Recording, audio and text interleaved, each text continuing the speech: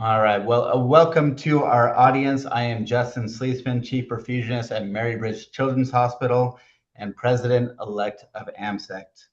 Today is July 11th, 2026. I will serve as co-moderator interviewer with Mark Caruso, a legend in his own right, as we interview perfusion pioneer John Toomasian. John's been a certified clinical perfusionist for 42 years who continues to stay active in the perfusion community. John has made many notable contributions in our field that we'll shed light on over the next 60 minutes or so. So with that said, John, let me kick off the first question. Again, thank you for joining. The first question is, what led you to become a perfusionist? What was your inspiration or background that led you to become a perfusionist? Well, Justin, thank you very much. I really want to thank AMSEC and the History Committee for this opportunity to tell my story because every perfusionist of my genre had a unique way of entering the field, and I'm no different. I sort of came in the back door or through a dual pathway. I was a pre-med biological sciences major from Fresno, California, went to University of California, Irvine.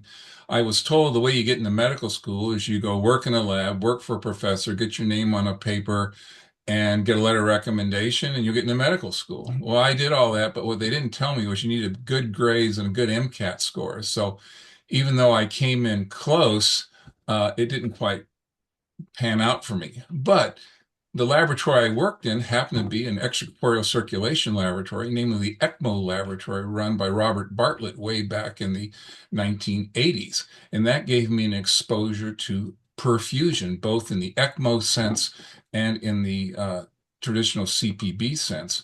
So I came in through the back door with both exposures. First got exposure more to ECMO than I did standard CPB. I made friends with Nick Haig, the perfusionist there, and he ultimately opened the door for me to become a perfusionist. I became an ECMO tech first, and then decided that perfusion was going to be better than looking at a different career such as pharmacy, which I gained admission to, but perfusion was the one that I was really gravitated towards.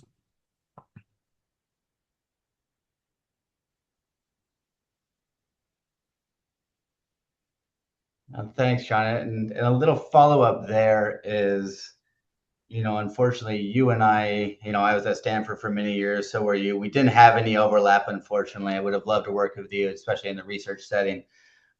But where did you work? Where did you work in the past, and what were some of your responsibilities as your perfusion career evolved to where it is now? Well, thank you for that question. I worked all over the country, and I worked at four veterans hospitals. I trained at the Long Beach VA. I worked at the Ann Arbor VA, the Charleston VA, and also the Palo Alto VA, which was associated with Stanford. I worked all over the U.S., including San Diego, Irvine, a great stint at William Beaumont Hospital in Royal Oak, Michigan.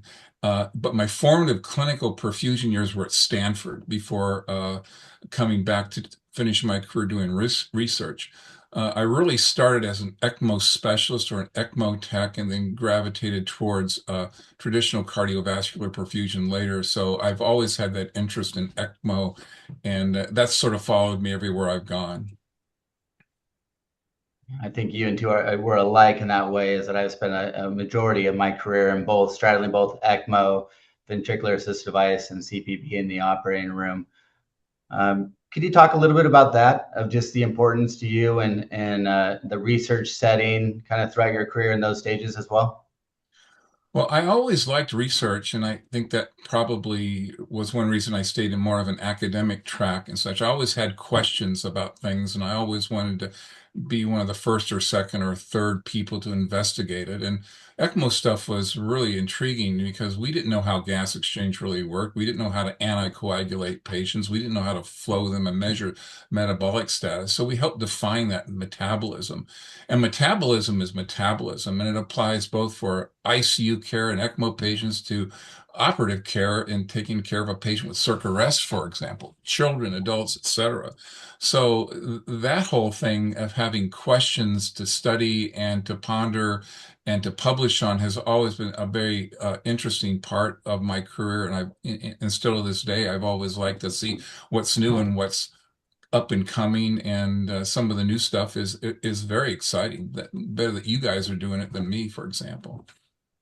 Yeah, we'll probably spend the majority talking about the operating room and bypass and your role there. But I just want to say one thing. I think you had a significant impact for how perfusion was welcomed into the ECMO community in your work with Dr. Bartlett. I was fortunate enough to work on some projects with Dr. Bartlett, definitely not at the same level at which you are, but we want to thank you for all your contributions on that side as well for the perfusion community. My next question, John, is you were an active CCP for 42 years. So when did this start? And when did you start practicing? And how long were you a perfusionist? And how did that all come together for yourself?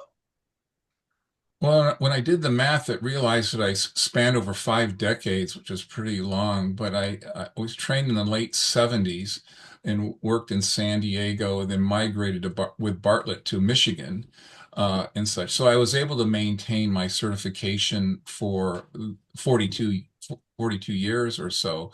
My biggest break was when I went to Stanford for about 15 years or so, and I would have loved to have worked with you as well, Justin, at Stanford, and some great men there: Norman Shumway, Bruce Rice, Craig Miller, Scott Mitchell, Phil Oyer, Ed Stenson. They were all role models.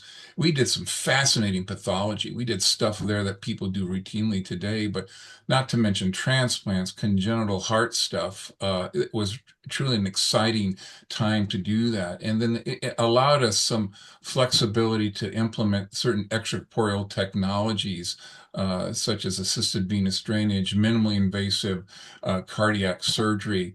And these are now platforms that are used routinely in routine patient care.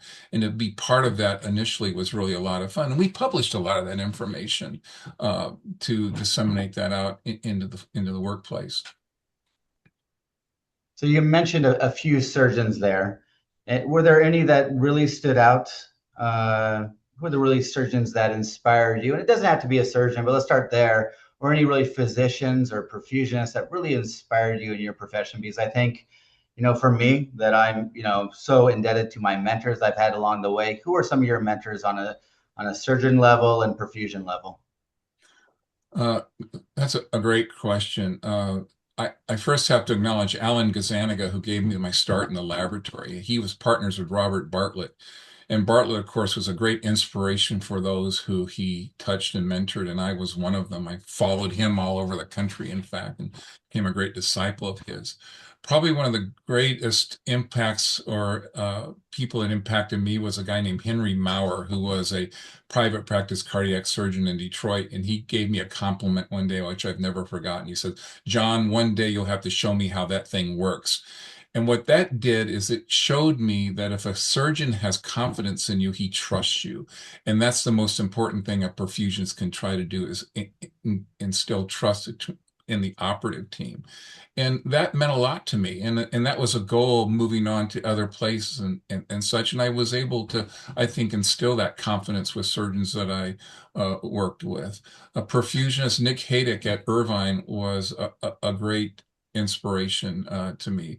I've met so many over time. Mark Cruz is one of them. We've shared and so many stories, traveled together over many times. People within AMSEC's leadership, with the American Academy leadership, American Board leadership, they were all people who inspired the field to be what it is today. Is there one particular thing? No, it's a collection of so many things, which is sort of like a hodgepodge or a soup in some way. Oh, thank you. Now I'll pass off to Mr. Cruz for the next question. Thank you, Justin. John, this next set of questions are going to deal with some of your career highlights. First, in your opinion, what were the most notable perfusion practice changes or innovations that occurred during your practice as a perfusionist? Well, I came in during the transition between direct blood contact oxygenators and membrane oxygenators. So I had a great experience with with both. So seeing membrane oxygenation evolve into what it is today with surface coatings, and just the transition and the resistance that the field had towards that. It was an improvement in the state of the art, for example, which was great. Obviously, the ECMO project was a real big one for perfusionists. Did not embrace ECMO when we first started off doing it. And to see that change and morph over the last couple of decades, where perfusionists have become much more involved and learned much more about it and mastered it in much more greater detail, is great. Other things such as assisted venous drainage was one I particularly enjoyed, because we learned how to use the vasculature of a patient without a venous reservoir in doing certain clinical cases.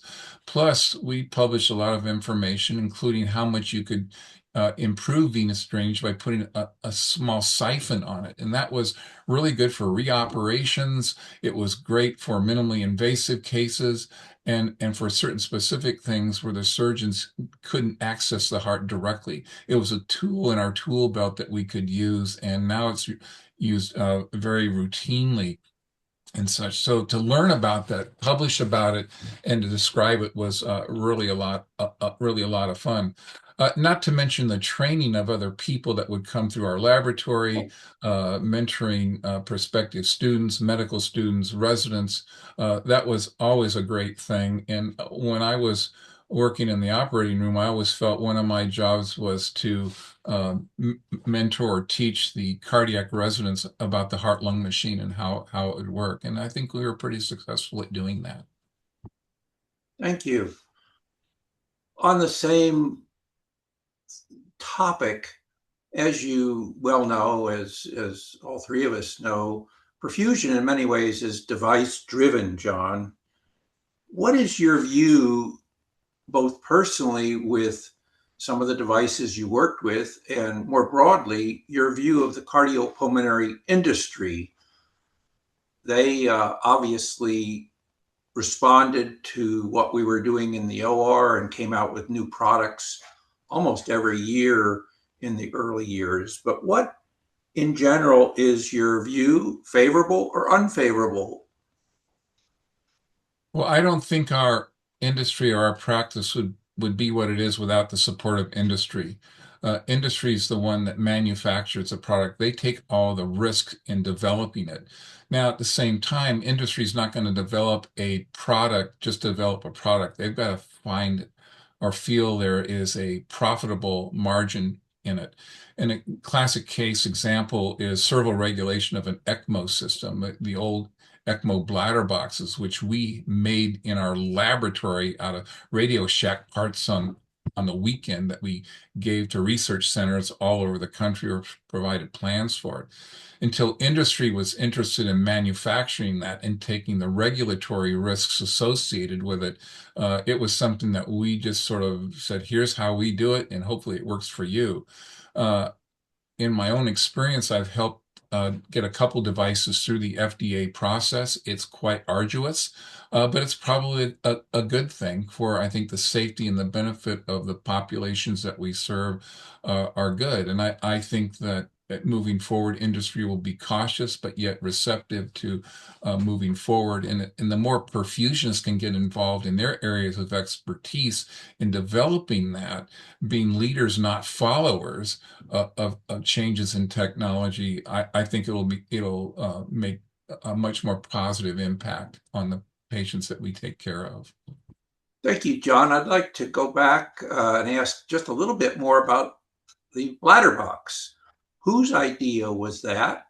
And you said you got parts from Radio Shack, which was obviously pre-1976 medical device legislation. How did the bladder box come into being? Well, as you might imagine, it would be very difficult for a patient to visually look at a reservoir for an ECMO system for days, weeks, or months at a time. So you needed a way for it to automatically servo regulate itself. So we had a small little reservoir about the size of a $50 or so that would fill passively. And you wanted to make sure that that thing stayed inflated. So if the pump flow exceeded the venous return, this reservoir would collapse. And if it was attached to a micro switch, which was then plugged into the pump. So if the pump flow exceeded the venous return, the bladder box would collapse. It would turn the power off to the pump, and the flow would stop until the bladder box would reinflate again. The pump would turn back on, and back you'd go. So we did that. We had a bracket that held the little bladder reservoir, and that's what we did because no one could manufacture that. We did it ourselves, and it was the only way you could do prolonged circulatory support in any environment, and keep it very, very safe. So we took that, modified it, and again, we used parts off the shelf, and we provided the drawings for it. We made several of those devices that were used in laboratory settings, and if we sent it off to a different center, we didn't really know what they would do. They would probably peel off the "for investigational use only" sticker and use it on patients, or they would make their own. Uh, and the point is that that was the only way you could do it. It predated the use of centrifugal pumps for ECMO support because the technology just wasn't there. And people adopted that, and that's what we would teach at our University of Michigan ECMO school. We provide the laundry list of the equipment that we'd use. If they wanted the diagram of how the bladder was made, we would give it to them, and they would develop it on their own, and they would go through the necessary steps at their own institution. And it worked a long time until a couple companies finally went and developed one and sold it commercially. Thank you. And you're referring to veno-arterial ECMO, is that right? I'm referring to veno-arterial ECMO, veno-venous ECMO. It wouldn't really matter. We would use the same servo regulation system on all of our circuits at that time, be it pediatric or adult. Very good. John, were you involved in the mentoring or training of beginning perfusionists? And can you elaborate on your experiences teaching? One of my great joys and thrills of my career has been teaching and mentoring students. In the mid-1980s, I was recruited to the Medical University of South Carolina to take over and run that program. Jim Deering, the founder of that program and an icon in perfusion, had to retire from his job for medical reasons. So they recruited me because I had a master's degree, and they felt that I would add a lot to the academic aspects of that. So I moved to Charleston from Ann Arbor and took over a very tumultuous program at the time, which had been given a year of extension for program accreditation. What most people don't know is because of how difficult it was and how adversarial it was to work there, perfusionists were underpaid. It was a very tense operative situation, and half of one student's class had failed and had to drop out of the program. The dean approached me and said, "If you'd like, we can close the program, graduate the last class, and you can just stay here and take care of patients." Well, I didn't think that was appropriate or the right way to go. So I said, "No, you didn't bring me down here to close the program. I want to grow it and expand it." So we persevered with it. We took the extra year, got the program reaccredited, and then admitted a couple more students. And all the students at that time were trained in-house. They weren't sent out on clinical rotations, which is very common these days. The thing that was really important was the perfusionists ultimately got more pay. They had to enact an act of the state legislature to give them comparable pay to what was going on at that time. We expanded the staff a little bit. And it led to the fact that other people that came after me, such as Jeff Riley, Dave Fitzgerald, and most notably Joe Sestino, really put MUSC on the map. It's one of three legacy programs, the other two being Texas Heart Institute, and then the program in Syracuse at SUNY, led by Bruce Searles and Ed Darling. Those are the three legacy programs. Towards the end of my career, I got a call about 5 years ago, "Would you be interested in teaching in an upstart perfusion training program, which coincidentally happened to be an hour away from my home here in Michigan. So a month after giving an introductory lecture, I was on the faculty at Lawrence Technological University, where I am today, teaching basic science to perfusion students and such. What's made things much, much better is the advent of simulation training. These students are put in simulation classes, and by the time they get out to doing clinical rotations, they know the mechanics of the pump, they can practice on the pump, they know flow rates, they know gas exchange, they know lots of things. So some of them, when they get to their first rotations after a couple months, they're even offered positions, which means that the state of the art of perfusion education has really been improved. And to be a small part of that's lots of fun. And for me personally, I really enjoy the interaction of the 20 and 30 somethings who have come in with usually some small part of health care background, but they're more interested and motivated to do things compared to when I was trained decades previously. Thank you, John. As you look back on your 42 years in the clinical arena, are there any cases that stand out as memorable? And feel free to talk about good outcomes and those that had bad outcomes. There were just so many, and I'll just mention a few of them. I think the sixth or seventh case I did as a student was a redo cabbage on some guy who had a dilated aortic root. And even though we used a membrane oxygenator, we cooled this guy down to circa with a torpedo stainless steel heat exchanger. And when we came off pump, the heart was working fine, but he was audibly bleeding. He was bleeding about 2 liters a minute.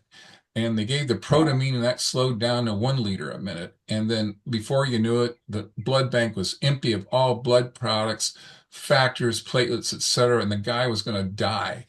And so the idea was surface, why don't we just type and cross some hospital workers and see if that will help? We need the blood anyway.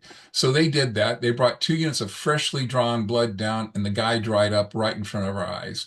The guy went to the ICU, and the guy went home. It was absolutely remarkable. There were cases doing transplants. I remember a 40-year-old woman a couple of nights before Christmas who had 2 small kids that we transplanted, which was really, really remarkable. There was an elephant trunk case that I recall participating with Craig Miller in the 1980s that was very novel at the time because of those new stents and such that were there. That was very, very unique and fun to do.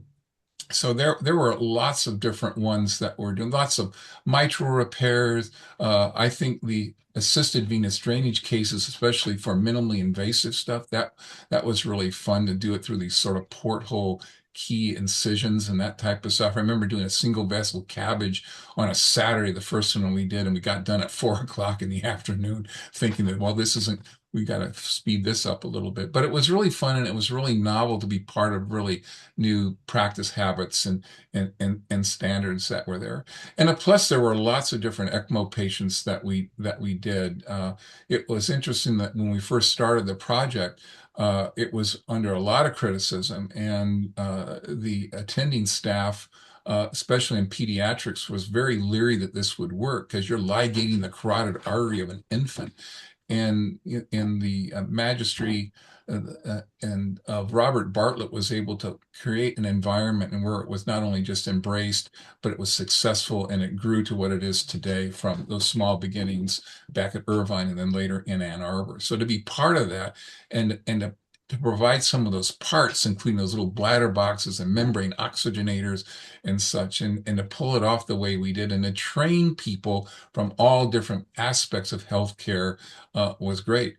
Because initially perfusionists were not supportive of long-term support. They were too busy in the operating room, or they didn't want to embrace ICU perfusion. And so it was with the exception of a few people like Dennis Rivard and Sherry Faulkner and Bill Harris, it was very slow going in the early days with ECMO stuff. So each of those cases was very memorable and monumental in so many ways. And so those were, I could spend all afternoon talking about some of them. Thank you, John. Justin, I'm going to turn it back over to you for another few questions on John's career highlights. Thank you, Mark. Now, John, it's been a lot of fun having a few conversations with you leading up to today in this interview. We talked about really the joy of what we do, the shared passion of perfusion. My question on this is, what did you enjoy most about doing cases throughout your career or outside the operating room? But really, where was your passion? Because I think that's really an important part of perfusion and doing call and long weekends and whatnot. But really, what did you enjoy about perfusion?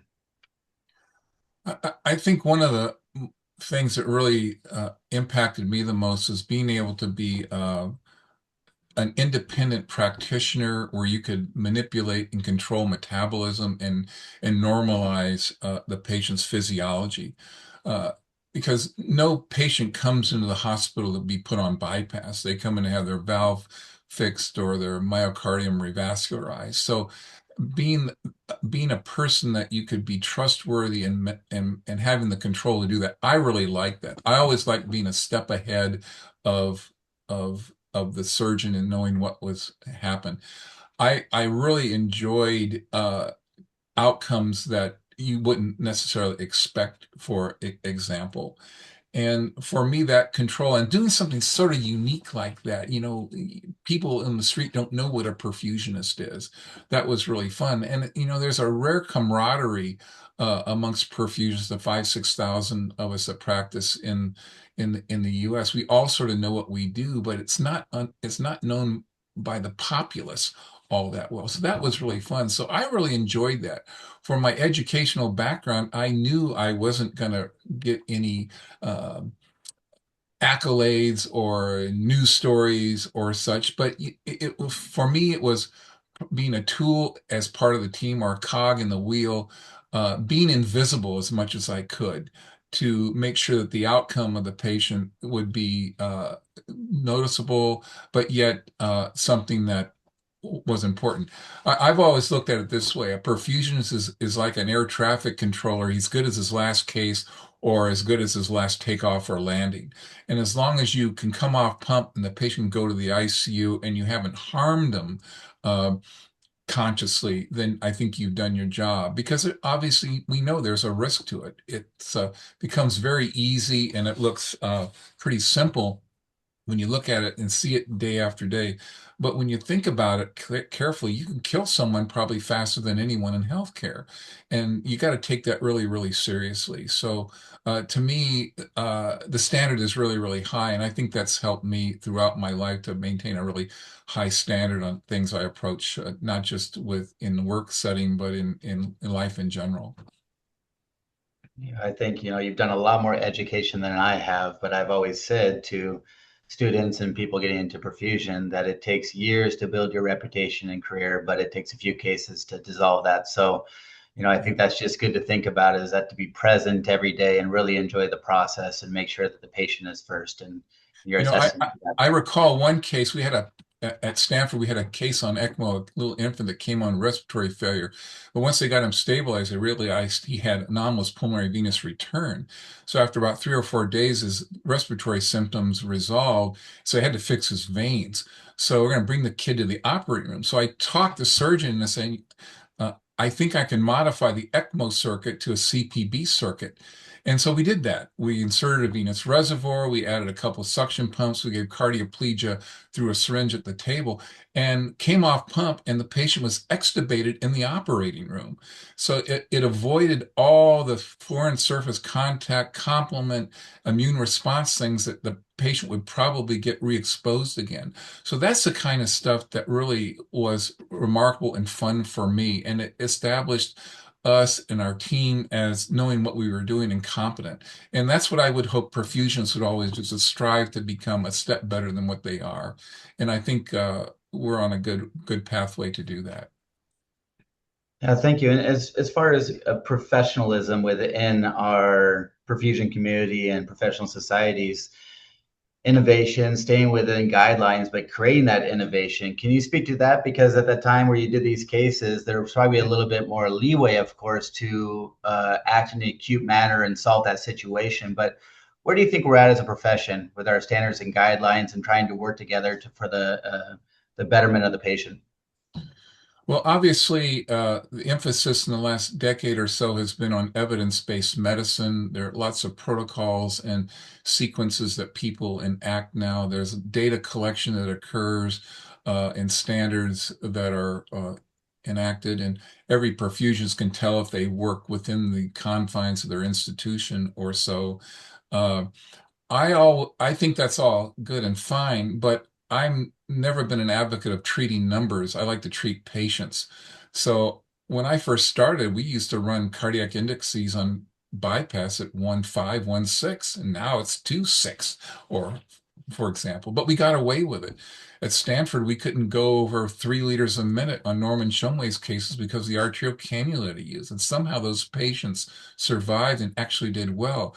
So you got really versed at different types of techniques and strategies that you could use so you could fall back on them if your preferred way didn't work.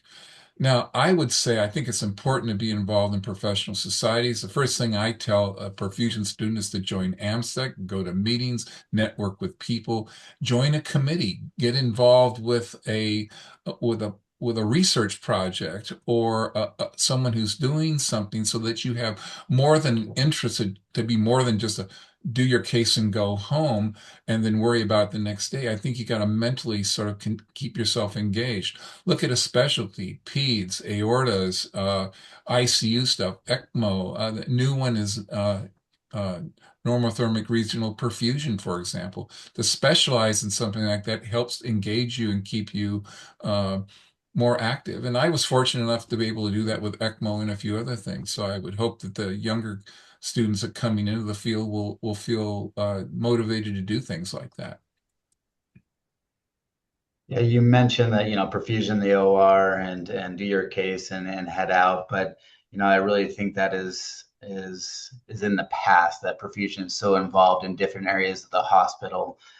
So what are your thoughts on teamwork? I think some think that perfusion is a bit of a silo. You're doing your own thing, but I really think it's really you're part of the bigger team within the hospital system.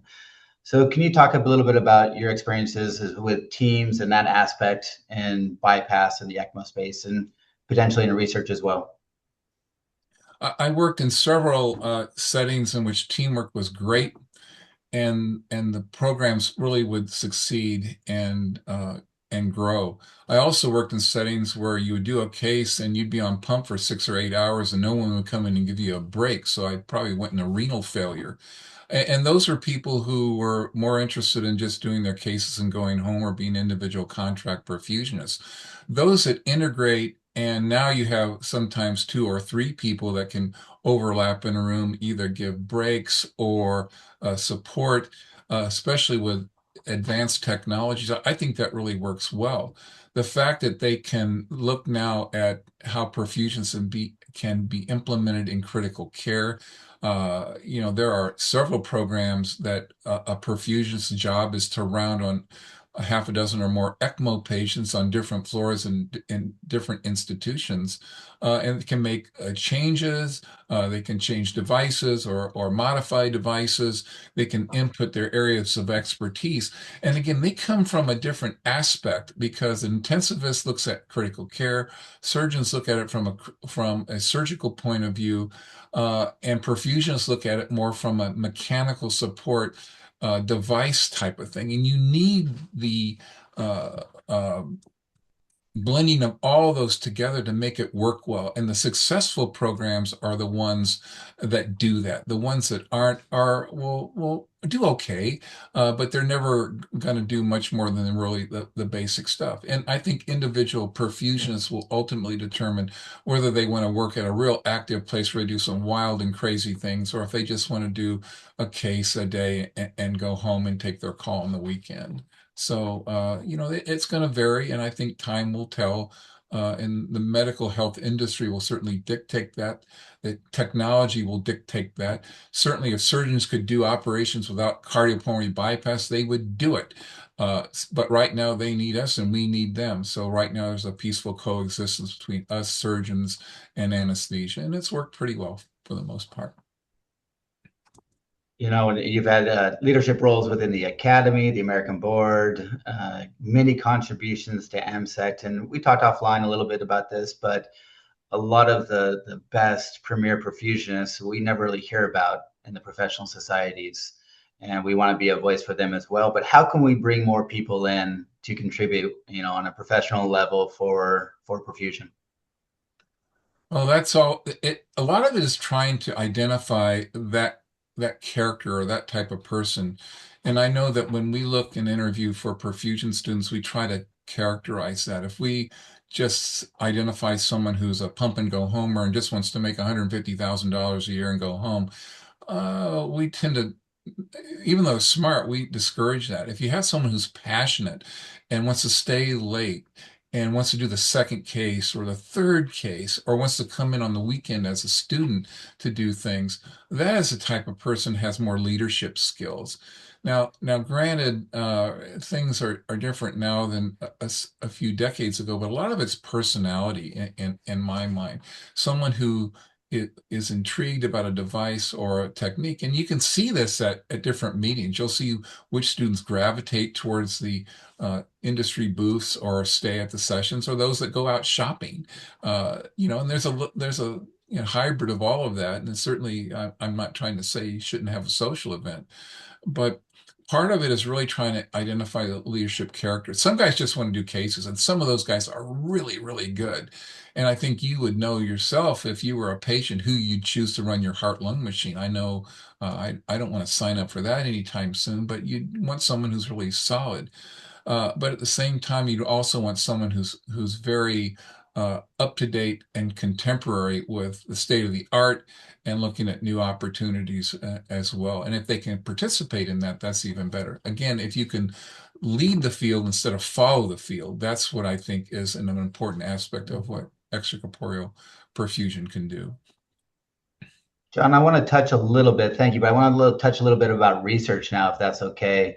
Your teamwork in the lab, thoughts on that, how you were welcome into that community for ECMO, how you got into that, and then really stood out on some of these landmark projects in the ECMO space with Dr. Bartlett at Ann Arbor. Well, a lot of that was just that there were lots of questions that you wanted to solve, and to be part of that and to learn about it was really, really fun. And the other thing too, and Bartlett said this more than one occasion, he says, if you don't publish your results, it's like it's never been done. And that's really true. So if you've done a unique case, for example, and don't publish it like that case that we did at Stanford where we converted the ECMO circuit to a CPB circuit. It's like it was never done, but there it is in the literature. Someone else can see it, someone else can modify it. I always like the unknown. I like the challenge. I like the research questions. Couldn't you do something that hadn't been done before? Or here's a problem. Example is, God, why can't we figure out how to do extracorporeal bypass without an anticoagulation regimen? Wouldn't that be neat if we could do that? I mean, we've been trying that for decades and we're still not any closer to do it. We surface coat things, we give nitric oxide, we do all sorts of things. We've improved things somewhat, but still we have to anticoagulate patients. But maybe someday someone will figure out how to do it without an anticoagulant, and then everybody can benefit from it. So it's small steps. And different little treatments and such, like assisted venous drainage, was really fun for me because I had to use it a lot in clinical practice. And to master it, then you can disseminate and talk about it a little bit more. So when we get students, we truly try to instill that sense of curiosity, to investigate things, to have a specialty or an interest outside just running, an index at 2.4 or 2.6 and cool to 32 and warm them back up and wean off pump. That's all important, but at the same time, to get them a sense of a research idea or a problem they would like to solve or get more involved with. Thank you. And you previously served as the associate editor for both, really, our two standout journals, Perfusion and JEC, the Journal of ExtraCorporeal Technology. When I do a search on you, you've got more than 75 publications that are within our community. Can you talk? You talked a little bit about that, but you can talk about the importance of publication and getting that research out there for perfusionists. I think that's really important. I like that sort of academic style, and I'm more of the exception than the rule when it comes to that. Uh, I recall being approached by AMSEC leadership. Would I help be a journal editor? And I did that for several years when Phyllis Palmer still ran the journal way back when. Many years later, Ken Taylor and later Prakash Punjabi asked me to join Mark Cruz and a couple others to be an associate editor for the Journal of Perfusion. And what that did is it exposed me to all the different research ideas and topics that people wanted to publish. And we went through that process of peer review, which is a real important thing. People don't like peer review because they're criticized or shown what's weak about it. But it's real important that, usually a paper that is started by the time you submit it, the time it's revised a couple of times, it's a much better publication, for example. So it did 15 plus years with that with the Journal of Perfusion until most recently. But at the same time, as a researcher, that was important. When I was at graduate school, we decided that we would start taking the voluntary collected data for neonatal ECMO patients, and we put that all together and summarize it. And so these were, different centers from all over the country that gave information about their patients. And we summarized that and described that, and we published that. And that ECMO data registry, which is now run by the Extracorporeal Life Support Organization, was a charter publication which showed the efficacy and the success of a project or a technique such as ECMO. And even though it started with babies, it grew into peds, it grew into cardiac, it grew into COVID, it grew into adults. And today, there's over 250,000 patients recorded and have data registry information on there. So, to be a part of that or to start it was really, really important.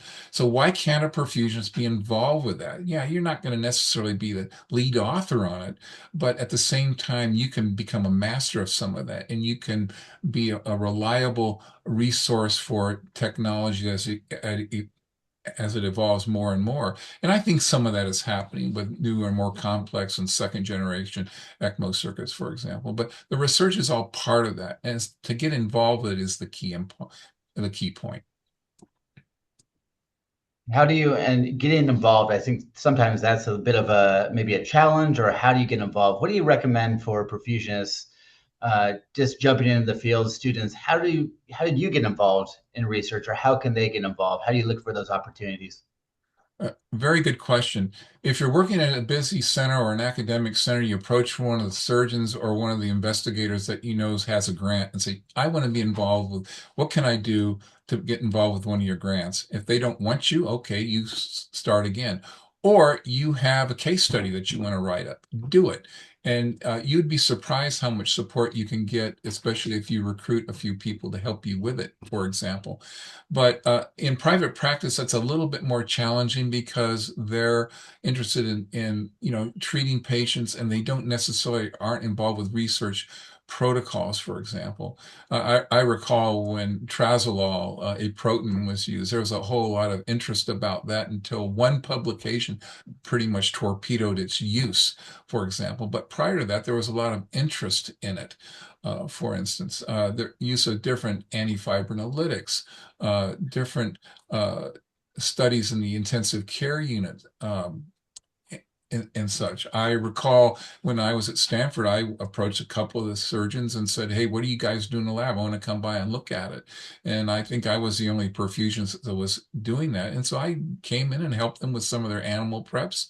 And ultimately, in Craig Miller's lab, he gave me a ticket to the Grand National Rodeo as a token of his appreciation. But his research went on, and it did better. And I learned more about mitral valves and all that kind of stuff. So when I was in the clinical setting, I could do a better job helping them and such. So it's up to the person.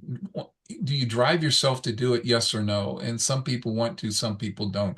A lot of students will go through school and they're required publish a thesis or a capstone, and that's the extent of it. I would just hope that, you don't stop there, that you can move on. And again, that becomes more of a passion issue. Do you just want to do your case and go home, or do you want to add more to the field? And the more we add more to the field, more we will lead the field. And the more we don't, the more we will follow the field. That's just my opinion.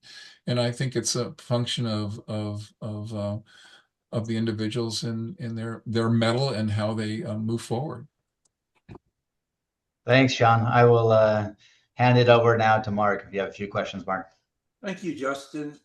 John, the last section that we'd like to focus on now is entitled Perspectives, Philosophies, and Reflections. I'd like to ask you, in your opinion, what personal and professional attributes contribute most to being a good perfusionist? Well, firstly, Mark, that's a paramount question. I think you need to be involved professionally.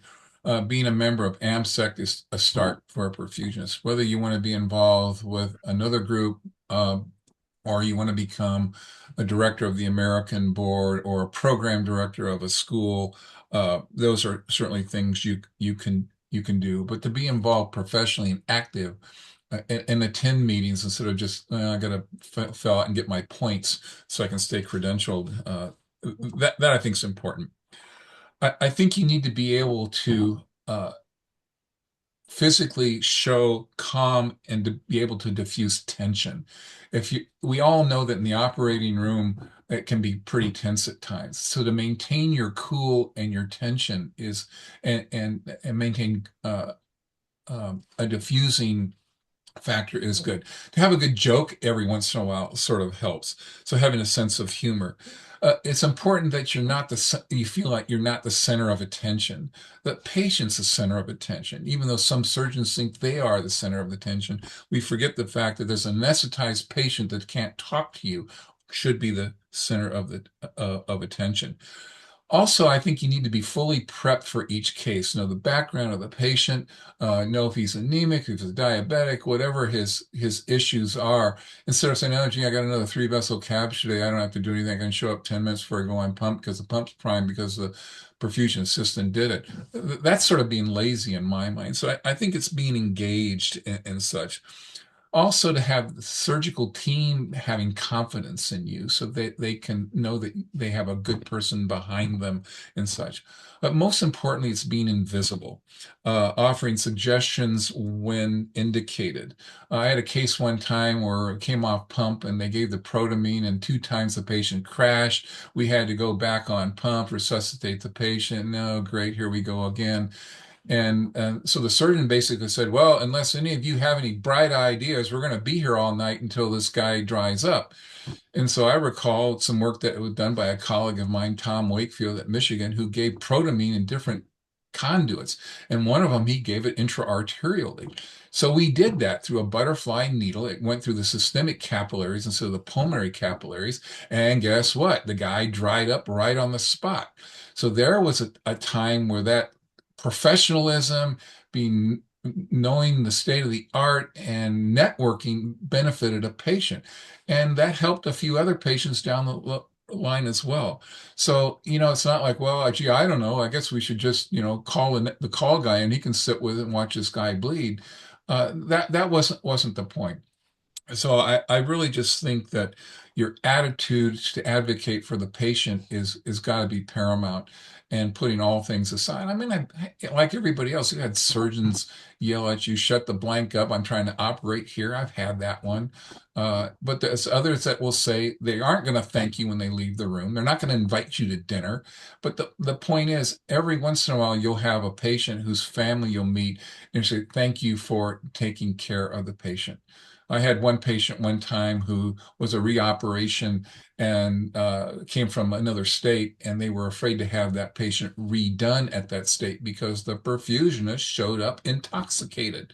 And so that family called me into the pre-op area, grilled me on what I'd had to dinner the night before, how much I slept and such. And I told the family, you will have a textbook run here as best we can. And indeed we did. And the patient was given a real strong, solid operation by a real good team. So I think the fact is your attitude can contribute to it very much. And so if you can get your sleep and have a reasonable balance outside of work, that will help as well. But it's a good balance. Thank you, John. For the last few questions, I'd like to turn it back to Justin. Thank you, Mark. John, I don't know if you'll have an answer to this one, but I want to ask the question. If you had to do it all over again, what would you change? Would you change anything in your profession in perfusion? Well, I probably would do it again. Sometimes you shake your head, why did I do that? Because the hours can be really unpredictable at times. But I think so. I look back and if I'd gone to pharmacy school, would I be happy working in a pharmacy? Knowing myself, I don't know if I would or not. If I'd been a doctor, what kind of a doctor would I have been? Would I have been different or better? Well, it turned out I think that I was put on this earth to find bladder boxes and suggest giving intra-arterial protamine or modifying an ECMO circuit for a patient's benefit. So I think so. If that's all it did, or to instill confidence in a patient or a family here or there, or talking to families of ECMO patients while you're sitting there, I probably would do that again.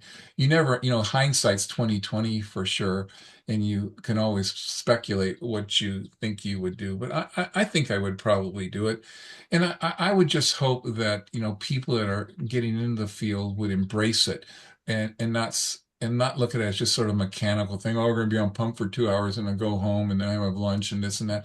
I would hope they'd look at it as a learning opportunity to really explore the frontiers of extracorporeal sciences and get involved with something. So for me, I was always attracted to that, and I'm really glad I did, and I probably would have been as well. Thank you. Now, I think, in anything, that you really have to understand the past and where we've come from in order to shape the future. And perfusion, like you said, NRP, really a lot more ECMO patients, of course, and different modalities. What are your future aspirations for our community in perfusion? Where do you think we're going, John? Well, I think the more that you can disseminate and offer educational programs and opportunities, I think the perfusion societies are good by embracing student perfusionist sections, breakouts, fireside chats, breakout rooms, where the students come and they can compare their little war stories or their notes or their concerns or their scares. That's really good. Embracing the young guys, inviting them into leadership or inviting them to be on committees, that really, really helps. Because if you're pushed onto something, it's great. I recall when I was Academy president, your job was to put on the program for the year. And I would reach out to people and it was like, "Whoa, yeah, I'll help you with that. God, thank you for asking me. I'd be love to do something like that." So sometimes I think we can be our own worst enemies. So I think if we engage each other more to do things, would you be willing to speak at a regional meeting on a certain topic? And oh, by the way, you have 6 months to prep for it. Oh, I understand you do NRP 3 times a week. Could you do that at our regional meeting? Or would you chair a panel on that? You inspire people to become experts, and that's the way they lead instead of follow, for example. So I think that's something we can do. I'm optimistic that some of the people coming into leadership have some great ideas, and I think uh, the future can be really, really positive, and I would hope we would do that. But it's all going to be a function of motivating and inspiring the younger ones or giving opportunities, and that's within the institution and outside the institution. And if not, it's sort of a rule of thirds. A third will do it, a third won't, and a third you might be able to convince to do something. So it's that middle third that I think is a real good target. And fortunately for me, I've been able to help motivate some of those people to say, well, I was going to go into such and such, and I had one year, a guy had four undergrads that wanted to go into perfusion school. Like, give me a break. I never heard of that before. So we must be doing something right. So that's what I'm hoping the future will bring. Obviously, it's very competitive to get in perfusion school. We had over 350 applicants for 16 spots last year. So that's not going to go away. And these kids are all pretty smart. Now, whether or not they're certificate, baccalaureate, master's, or PhD type students ultimately will determine, where the field's going to grow in some areas, but ultimately it's having that passion to implement, continue work in continuing education and stay safe and focus on the patient. Thank you. And looking at the time, we have about 5 minutes left. I want to stay on track here. But John, and just communicating with our AMSEC membership and the entire community, of course, do you have any memorable events or stories to share, kind of in closing here for this interview? Yeah, I have one that I just still have. I've never forgotten. We had moved from Charleston to Stanford, and my kids were in school. So, parents always go to these little fundraiser, chili cook-offs or something like that. So we were at some fundraising event there, and I was just getting established in the Stanford system and didn't really know a lot of people there.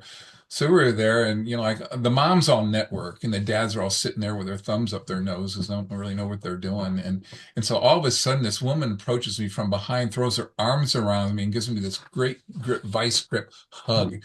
And I said, "Oh, gee, what did I do this time?" Or, "Gee, someone's made a horrible mistake," or, "Am I getting lucky with something here?" And I turned around, and this woman was absolutely in tears.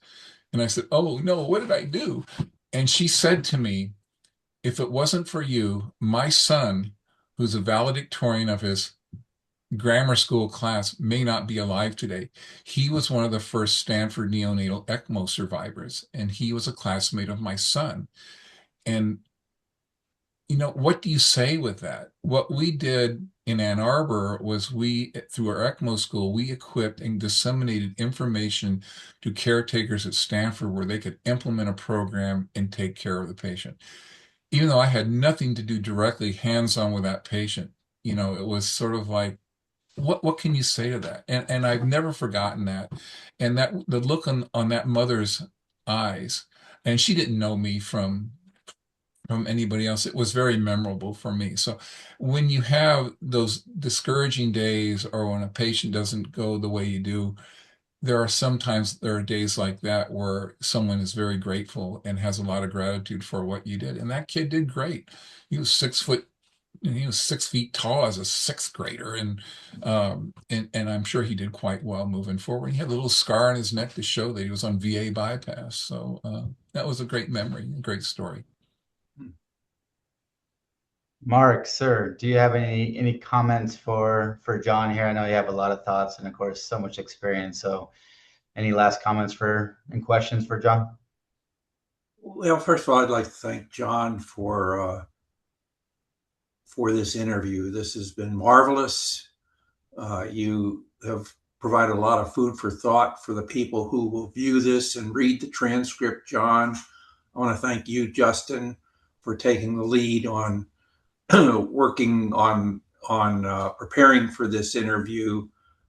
And I think it's been terrific. So thank you both very, very much. Yeah, of course. It's just been great to be a part of this.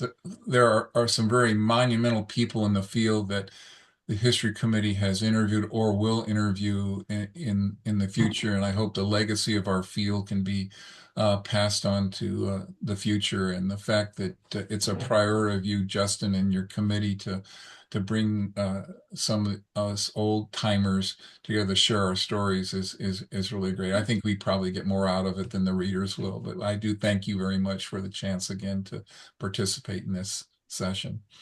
Oh, absolutely. I said it's my privilege. It truly is. I've joined the history committee with many wonderful perfusionists, and I always jump on these opportunities. I want to say to the audience, if you're ever looking for a place to jump in, please do. If you got questions about this interview, particularly for John or Mark or myself, please contact AMSEC headquarters at amsec@amsec.org.